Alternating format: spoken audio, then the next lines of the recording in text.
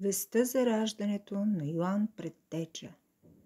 Преди 2000 години в далечна Палестина живеело благочестиво семейство, свещеник Захария и жена му Елисавета. Те били праведни и винаги изпълнявали Божиите заповеди. Макар и да проживели дълъг живот и да били вече стари, нямали деца. Безчарието много огорчавало праведните съпрузи и те, без да губят надежда, молили Бог да им дарува чедо.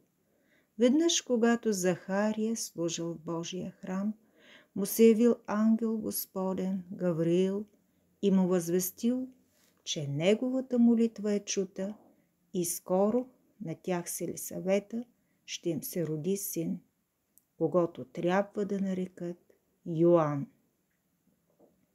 Той щял да бъде велик пред Господа, мнозина щял да обърне към Бога и да подготви хората за срещата с Спасителя. Захария се усъмнил в думите на ангела, защото заедно с съпругата му били стари и не можели да имат деца. За своето съмнение той бил наказан.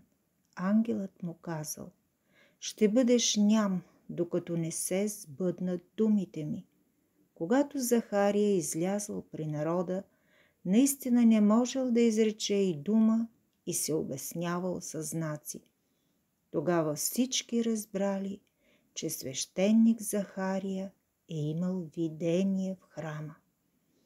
5 месеца Елисавета криела от хората, че очаква син, и заедно с това се радвала, че съседите им ще престанат да ги презират заради безчадието им.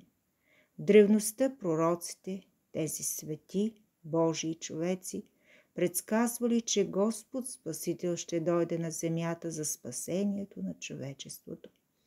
Преди явяването на Спасителя трябвало да се роди неговият предвестник, предтеча, за да приготви хората за срещата с Господ.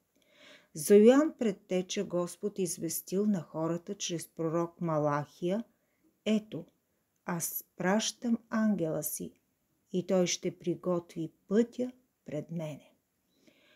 Под ангел или пратеник тук трябва да се разбира Йоан Кръстител.